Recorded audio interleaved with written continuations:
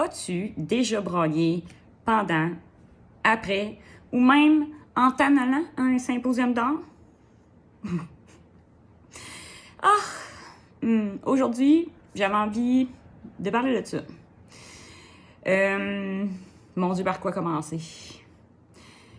C'est pas un choix facile de vouloir vivre de son art. Fait qu'aujourd'hui, je fais cette capsule vidéo-là, pas pour minimaliser ce que tu vis, pas pour te décourager ou te démoraliser, mais pour te dire que t'es pas tout seul, puis qu'on a tous déjà passé par là. Voyez-moi, cette année, pourquoi je fais cette vidéo-là, c'est que, je veux pas, à ce temps-ci de l'année, t'es en train de faire un recap de ton année et tout. Puis moi, je réalise que mon pire symposium d'art, ça a été cette année à Bromont. Normalement, c'est mon top 1, c'est mon coup de cœur, c'est là que je vends le plus. Et cette année, ça a été très, très difficile, je crois pour une simple et bonne et unique raison, c'est que mes forêts enchantées suscitaient beaucoup de feux de forêt.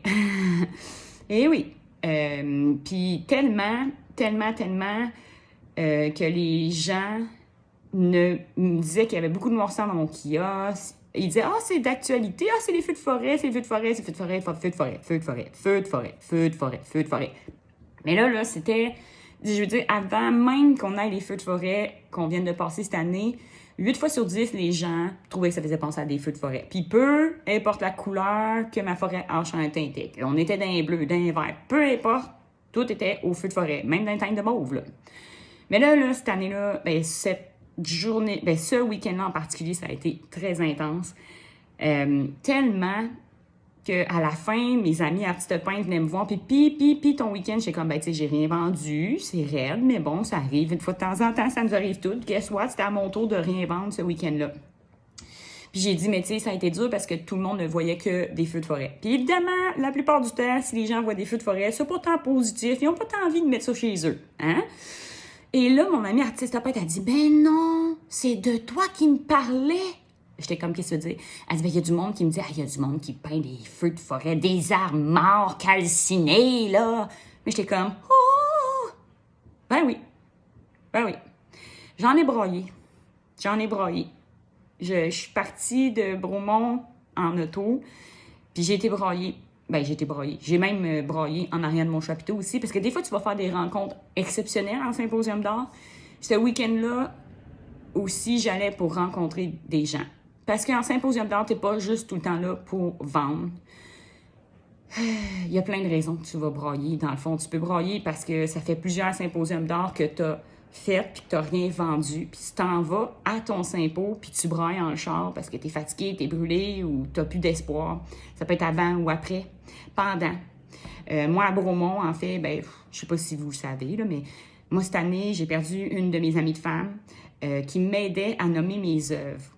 Pierrette, c'était une amie, c'est une femme que j'ai rencontrée en symposium d'art qui avait la même lecture que moi de mes œuvres. Elle ressentait la même chose dans la même fréquence, c'était incroyable.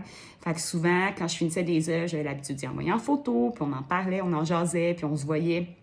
Pas souvent, mais on se voyait. Elle venait me voir en symposium d'art quand elle avait la forme puis la santé, puis sinon, je l'amenais dans mon coin de pays, puis je la sortais, puis on mangeait, puis en tout cas, bref, j'ai un très grand lien fort avec elle, et malheureusement, elle est décédée cet été. Ça a été un gros coup dur, je vous dirais.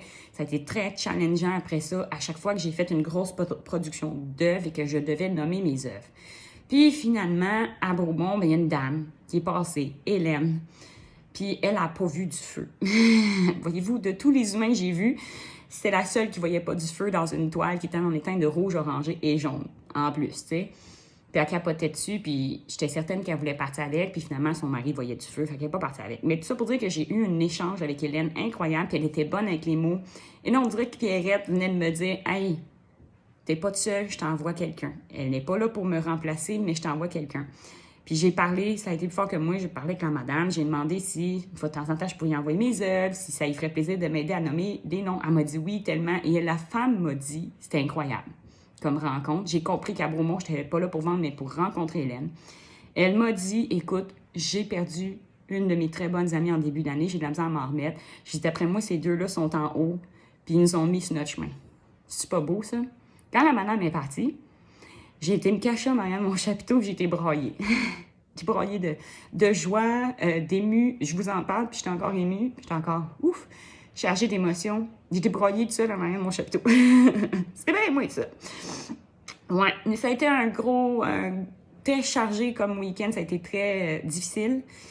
Fait qu'à toi, artiste, peu importe que tu commences, que tu veuilles faire ce choix de vie-là, la vie d'artiste peintre, contrairement à ce que ça peut avoir l'air, ça a l'air donc bien facile, licorne épaulée, tu fais que peindre, c'est très difficile. Ça va être très dur de confronter les gens.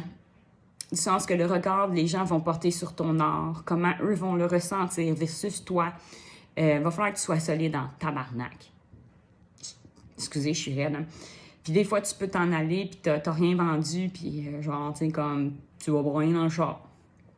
Tu vas te demander si tu continues ou t'arrêtes aussi, si ça vaut la peine. Ça va être... c'est pas un milieu facile. Là, dernièrement, c'est peut-être pas des vidéos joyeux et positifs, là. Le but, c'est pas de vous décourager. Le but, c'est juste de te dire, tu n'es pas seul. On n'est pas tout seul. On a tous passé par là. Tu vas avoir des doutes, des remises en question. Fait que c'est ça. Aujourd'hui, j'avais ce besoin-là de vous exprimer qu'il y a des moments, tu vas brailler de joie parce que tu vis des moments forts, incroyables dans ton art. Une vente, exemple, d'une œuvre que tu vas dire, aïe, aïe, c'est cette cliente-là qu'elle attendait. Ça fait un an que je la vends pas, le monde broye dedans, exemple, puis où tout le monde t'en parle, mais personne la jette, puis tu dis, voyons, qu'est-ce qui se passe, c'est qui qu'elle attend? Tu vas rencontrer la personne qui la jette, puis là, tu vas tout comprendre. Tu vas comprendre pourquoi tu as créé cette toile-là qui appartient à cette personne-là. Parce que je crois que nous sommes des outils. On crée des œuvres, puis chaque œuvre est faite pour quelqu'un. Puis des fois, ça peut prendre tellement de temps avant que cette personne se manifeste, puis tu comprends tout. Fait que c'est ça. Hey, c'était ça. C'était genre, t'as-tu déjà broyé avant, pendant ou après un sympo?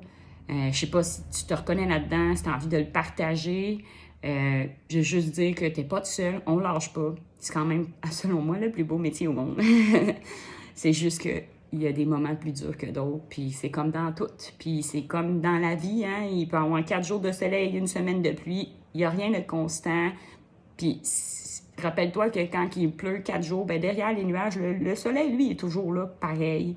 Puis il y a des beaux, des bons moments, t'as des hauts, t'as des bas, puis quand t'es dans les hauts, profite-en, puis quand t'es dans les bas, ben il faut que tu te rappelles que tout passe, rien ne perdure, puis tu vas retourner dans tes hauts aussi, des bons moments positifs.